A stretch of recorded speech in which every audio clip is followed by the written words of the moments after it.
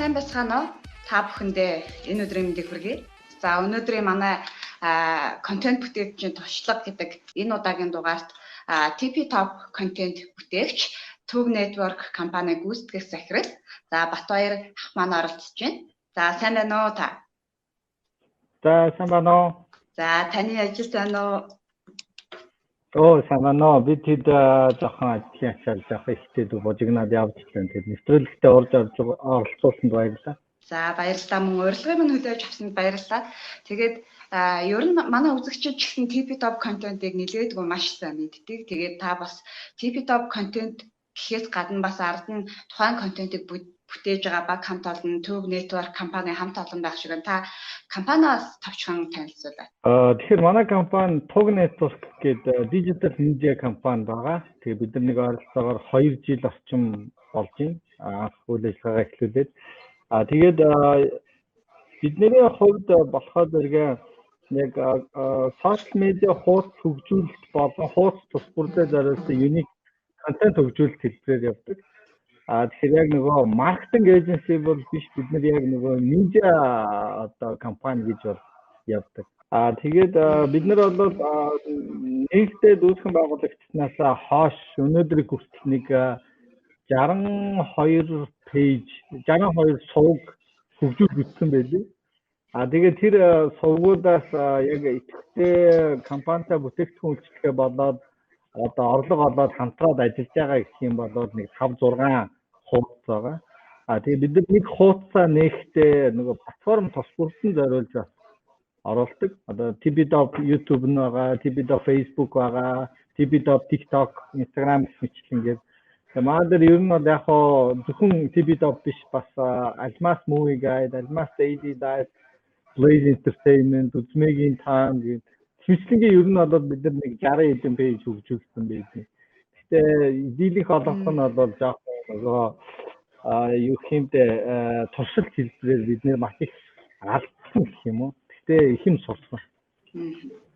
Ер нь за контент бүтээх төслийн ажлыг эхлүүлэхэд ер нь хамгийн түрүүнд юунаас эхлэх юм бол магадгүй санаанаас эхэлдэг байж болно. Эсвэл санаа гаргахаас өмнө баг хамтааднаа бүрдүүлэхээс эхэлдэг байж болно. Хамгийн ихний алхам бол юу байх юм болоо? За бидний хувьд контент бүтээх одоо хамгийн ихний зүйл гэх юм бол одоо санаа юм да. Тэгээ бид нар санаан дээрээ суйрлаад хуудас болгон маань өөртөө өөрийн гэсэн unique контентуудтай байдаг. Жишээ нь TP Top бол дандаа харилцаанд суурилсан контентууд хийдэг. Жишээ нь одоо нөгөө хотын блог, одоо Балдан Должингийн блог ч гэдэг юм уу те. Хүүгийн бодол одоо FM бодол амьдрал гэх юм.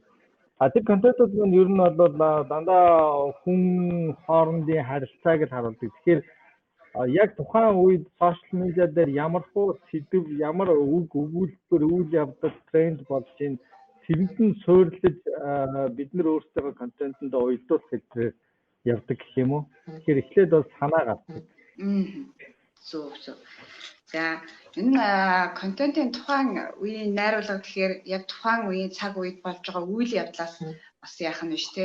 Саяын сүүлийн хэдэн TP Top-ын контентууд бол яг нөгөө карантинтай бас холбоотой байх шиг юм те. Тий. Мэдээж одоо нөгөө хамгийн одоо хүн болгоны одоо сэдв гэх юм уу. За одоо эмдэг гэх нь ашийн. Гэхдээ хүн болгонд илүү ойр байгаа, хүн болгонд тохиолдож байгаа сэдв маань одоо яалтчгүй ковид цар тахлын улмаа тогтоогдсон карантин хөл өрөө байгаа шүү дээ. Тэгэхээр яг энэ болж байгаа үйл явдалтай холбосон контентуудыг л жоохон төлхөө хийсэн байгаа юм л та. Жишээ нь бид нар яг одоо нэг өөр сэдв яриад явлаа гэхэд тэрнээс илүү сонирхолтой нь одоо яг л өөрсдийнх нь амьдралд байгаа үйл явдал нь учраас. За иймэрхүү цуврал контентуудыг бүтээхэд ер нь одоо бусад хүмүүс ч гэсэн үзэж байгаа л да бас ийм контент ингээд сошиал медиад хийгээд ингээд амжилттай ажиллах боломжтой үгүй юу те. Тэгэхээр одоо ийм контентуудыг хийхэд хичнээн одоо хүмүүсийн баг бүрэлдэхүүн байдаг вэ? Одоо магадгүй нэг бичлэг оруулах боллоо гэхэд одоо түүнд одоо хэд хоногийн ч юм уу хэдийн хугацаа зарцуулдаг бол техник технологийн хувьд ч гэсэн та хүмүүс маань одоо ямар техник технологи камер ч юм уу ашигладаг бол тэр талаараа та асууалцаа. За тэгэхээр хэд хэдэн асуулт байна те. Баг бүрэлдэхүүний хувьд болохоор Төв Network компани 2020 онд 15 хүний бүрэлдэхүүнтэйгээр ажилласан. Тэгээ багийн бүрэлдэхүүнд болохоор продюсер, жүжигчин, зохиолч, зураач, сэтгүүлч, эвлүүлэг, график тэгээд ер нь кино контент болон ер нь контент бүтээхэд шаардлагатай уран бүтээлийн баг одоо яг бүхлээрээ байгаа гэсэн. Офис менежерч байгаа, санхүү үйл ажиллагаа хүний нөөцч байгаа. Тэгээд тэр утгаараа бид нэр контентыг хийхдээ техникүүдийг янз бүрийн техникүүд ашиглаж байгаа. Бусдад хугацааны хувьд бол харьцангуй одоо хийлгэхэд бол хэцүү байна. Зарим контентыг бид нар 30 минутанд хийдэг, зарим контентыг бид нар бараг 2-3 өдөрч хийдэг. Тэгэхээр контент болон санаа хийсээс гадна тэгээд сошиал медиагийн контентоос зүгээр миний анзаарснаар чанар гихээс одоо яг гихээсээ илүү санаа агуулмж нь зүг байх хэрэгтэй юм болоод гэж бодож байна. Хичнээн мундаг одоо камер техник тоног төхөөрөмж байгаа санаа агуулга нь яг зүг байж чадахгүй болоод бас хүн төрөхгүй байх шиг. За магадгүй одоо танахаас өөр байгууллага байлаа эсвэл жижиг дунд зүгээр л нэг энгийн бизнес эрхэлдэг байгууллага байлаа гэж бодъё тий. Тэгэхээр тэр байгууллага ингээд одоо танах шиг ингээд контент хийхээр боллоо гэж бодъё. Магадгүй залуучууд байж болно тий. Залуучууд ингээд бүгдээрээ тавуулаа найзууд нийлдээд ингээд контент хийя гэдэг. Тэгээ тэр залуучуудад одоо ингээд зөвлөхөд ер нь ингэчмээр юм байлаа шүү, тэгчмээр юм байлаа шүү, ийм юмдаа анхаармаар юм байлаа шүү гэд таны зүгээс одоо туршлагаасаа зөвлөгөө өгөх зүйл юу байдаг бол? За бид хэдий яг бас яг суралцаад явж байна. Гэхдээ нөгөө илүү олон алдаад үзсэн болохоор ядаж нөгөө юу мэдэхгүйгээр нэг жоохон мэдээд байгаа. Яг яавал контентыг үзэж юм гэдгийг бол би хэлж мэдэхгүй. Яг зүгээр баримжаа бол байна. Тэгээд залуучуудад зөвлөхөд яг өөрсдийнхөө хүсэж байгаа, сонирхож байгаа, өөртөө таалагдж байгаа зүйлээр хийх нь хэрэгтэй баг. Тэгээд одоо яг гоё одоо цуврал болон хийж байгаа залуучууд зөндөө байгаа. Хэд хэдэн тийм продакшн залуучууд гараад ирсэн харагдчихжээ. Тэгээд жоохон нөгөө хийж байгаа зорилгоосоо шалтгаалаад явах багтаа. Зарим нь арилжааны зорилготой юм уу эсвэл өөрсдийн бүтээгдэхүүнийг сурчлах зорилготой юм уу тэрнээсээ шалтгаалаад өөр зөвлөгөө болон хэлэх зүйлүүд байх юм болов.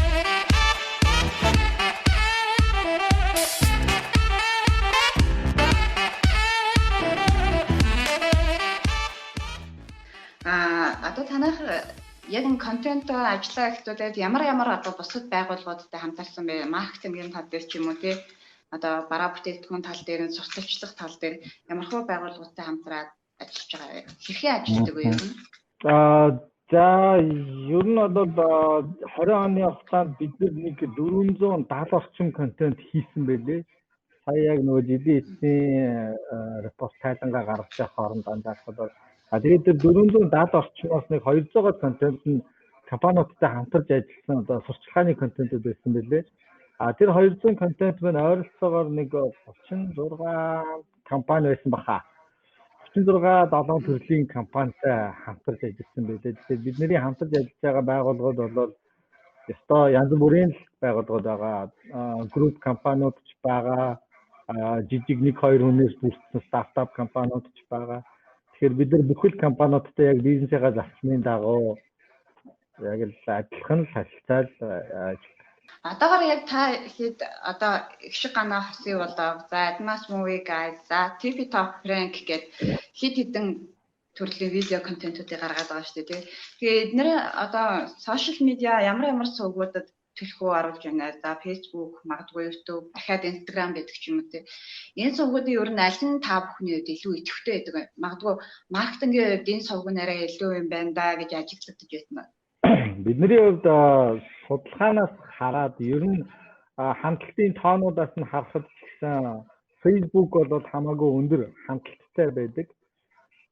Тэгээд YouTube бол нэлээд эрчимтэй өсөж явах шиг анзаарагдаад байна. Instagram-ийн хувьд болохоор зэрэг бид нар яг Instagram яг зориулсан контент гэж бол тусдан хийдгүү. Facebook дээр хийж байгаа контентуудаа Instagram руу чиглүүлж явж байгаа. Тэгэхээр 20 оны хугацаанд бол бид нар яг Facebook, YouTube руу төлөхөө фокуслсан. Яг видео контентын дээр л ер нь бол төлөхөө фокус ажилласан юм да. Одоо оролцож байгаа жүжигт жүжигчтэй ч гэсэн ер нь жүжигчд бас нөгөө ур чадрын хувьд ч гэсэн оролцож байгаа хүмүүс явж бас нэлээд нөгөө контентэд нөлөөлөд байх шиг санагдсан. Нөгөө Admas Movie Guide гэдэг жүжигчин маань бас ингээ оролцоод за бусад нөгөө нэг ганаа гэх те та ер нь жүжигчтэй яг баг бүрдүүлэлтээ ингээд сонгон шалгаруулж авд юм уу? Эсвэл ингээд өмнө нь хамтарч ажилладаг байгаад ингээд сонгосноо? Ингээд контент багийн хувьд жүжигчтэй ер нь яаж сонгодог вэ? Яг би багаа сонгосон гэхээс илүү яг л нэг цаг тохироонд бүрдээд цугларсан залуучууд байгаа да. Ер нь бол тэрнээс яг одоо тэр нь одоо тим юмыг хард тиймүүдийг ажилд авдаг гэсэн тийм болчин бол байхгүй. Жишээ нь бид нар яг 20 оны хугацаанд яг анх ихсэн хүмүүс тэр чигээр явсаар байгаа ер нь бол өнөөдөр их хүрсэн байж байгаа. Тэгэхээр одоо шинэ хүн авахтаа тавих шалгуур гэдэг юм бол бас яг байхгүй байна л да. Одоо хараа 21 оны хугацаанд бол бид нар бага тэлж байгаа. Тэгэхээр шинэ хүмүүсийг ер нь бол хайж байгаа. Тэгээ бидэртэй хамтарч ажиллах хүмүүстэй нь бол нийлдэхтэй. Тийм. Одоо харин тэр хүмүүсээ авахтаа л одоо сайн бодож харж ярилцаж ойлголцож байгаа л авах. Танай баг бүрэлдэхүүнд юу одоо ингээд нөгөө сошиал медиа сувг нийтлэх ажлыг та өөрсдөө идэггүй эсвэл тусгай менежер нь хийдэг үү? Одоо сошиал медиад пост оруулахад олон зүйлийг анхаардаг шүү дээ. Тэгээ фэйсбүүкээс зарим нэг юм одоо магадгүй зохиогч эрхийг хориглоно гэдэг ч юм уу нэг контент оруулахад. За тэгээд тайлбар текст нь ийм байх хэрэгтэй. За видео эхлэхэд эхний 3 секунд нь хүний анхаарлыг татсан байх. Магадгүй thumbnail нь YouTube-д оруулах thumbnail нь гоё байх хэрэгтэй юм. Энэ дээр та хэрхэн ажилладаг вэ? За ястаа л нөгөө түрүүн би хэлсэн ш нийтдээ энэ хугацаанд нөгөө 62 пэйж хөгжүүлээд пэйж тус бүрэн нэг 2 3 контенттэй гэхээр бид нар бол нэлээд олон контент нөгөө хийж үзсэн. Тэгээ тэр хоорондоо одоо ингүүл болдгүй юм байна, ингүүл болдсон юм байна гэж мэдээж яг уншиж судлах юмнууд бол байгаа. Тэгээ тэрийг яг бод стандарт дээр хэрэгжилж үзээд тэгээд одоо сураад л явж байна да. Тэрнээс одоо яг энэ нь зөв гэдгийг нь бол бас яг сайн хэлж мэдэхгүй. Яг бидний хийж байгаа зарим контентууд зарим тохиолдолд яагаад ч хүн үзэхгүй тохиолдлууд байна. Тэгээд одоо үнд агуулга зохиол, зураг авалт хийх бүх юм нь яг адилхан хоёр контент байхад нэг нь илүү үзээд нэг нь илүү үзэхгүй байх тохиолдлууд. Тэр өшөө нарийн тохиргоо алгоритм цаана даахдаг байгаа. Тэгээд одоохондоо сураад суушаал явж байна да. За баярлалаа. Тэгээд миний урилгыг хүлээж аваад бас энэ туршлагаасаа хуваалцсан танд баярлалаа. Манай TP-Top буюу TP-Top контентыг бүтээсэн Tube Network компанийнхантай бас маркетингийн зүгээс хамтарч болох нэ тийм ээ. Бусад байгууллага хэрвээ үзэж байгаа бол маркетингийн зүгээс хамтран ажиллаж болох нь за ер нь ингээд компаниа ингээд ажиллуулаад контент бүтээгээд иймэрхүү юм байлээ шүү гэж бас ингээд зөвлөөд ерөнхийд нь хэлэх зүйл танд байна. За ерөнхийдөө хэлцүүл гэх юм бол за ямар ч байсан 21 онд бол бид нар залуучуудыг хайж ийн ялангуяа зураг одоо яг контент хийдэг одоо залуучуудтай ер нь хамтарч ажиллахад бол нээлттэй. Тэгээд зүгээр яг баг бүрэлдэхүүнээрээ продакшн болоод контент хийж байгаа залуучууд ч гэсэн ер нь бол бид нар хамтарч ажиллахад нээлттэй байгаа. Бидний яг арай илүү туршлагатай сайн хийж чадж байгаа мэддэг зүйл нь бол яг контентын борлуулалт сурталчилгаа буюу компаниудтай хамтарч ажиллах тал дээр арай илүү чадаад байгаа. Тэгэхээр магадгүй залуучууд бид нар рүү хандах юм бол бид нар тэр тал дээр нь хамтарч ажиллах бол боломжтой гэж бодож байна. Нөгөө талаас реклам олгогч буюу яг нөгөө зар сурталчилгаагаа нийцүүлж байгаа байгууллагуудын хувьд гэх юм бол манайх руу хандахад бид нэр айгүй олон төрлийн хуудас контентууд байгаа. Тэгээд тухайн компанид яг ямар хуу зүйл ямар хуу сурталчилгаа хэрэгтэй байна гэдгийг бид нэр ярилцж хагаад ер нь бол компанида бид нэр бриф өгчтэй. Тэгээд тэр брифийг бүгдсний дагуу бид нэр санааг нь гаргаад тэгээд тэр санааныхаа дагуу ингэж хийж болж гинэ гэдгийг эхний 1-2 төрлийн версэнүүдийг явуулаад тэгээд тэр компаниас магадгүй энэ таалагдж байна гэх юм бол тэрийг нь цаашаа өшөө дэлгэрүүлээд storyboard болгоод юм уу зохиол болгоод тэгээд цаашаа хийгээд явдаг байгаа. Тэгэхээр ямар ч компани хинч байсан бид нар яг нөгөө зохиолынхаа дагуу хинтээж ажиллахад нийтдээ. Тэгээ нэг ийм компани байна да. За баярлалаа. Тэгээд ийм олон гайхалтай сурал контентуудыг бүтээж байгаа танай хамт олондоос баяр хүргэе мөн амжилт хүсье. Урилгын минь хүлээн авсанд баярлалаа. За баярлалаа. Урьд амжилт тусан баярлалаа. Танай хамт олонд